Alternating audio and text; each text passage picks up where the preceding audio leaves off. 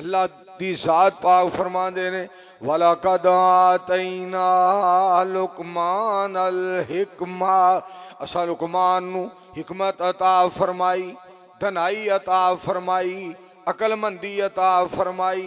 मेरे दोस्तों, बाज दोस्त कहते ने जनाबे लुकमान नबी सन। मैं तुहानू इत्थे गल सुनावां।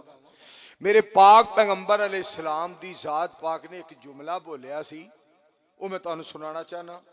ਉਹਦੇ तो तुसी आप ही फैसला करिया जे कि नबी है सन कि नहीं।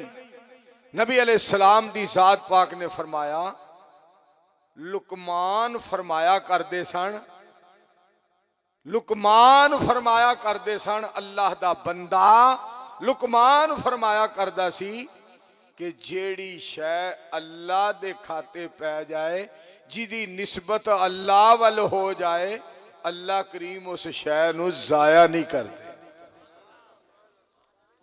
अगर नबी हुंदे ना तो नबी अलैहिस्सलातु वस्सलाम ने फरमा देना सी कि मेरे भाई अल्लाह दे नबी जनाबे लुकमान फरमाया करते सन, लिहाजा जो किसी का मकाम है ना, उही रखना चाहिए, समझना चाहिए, सोचना चाहिए।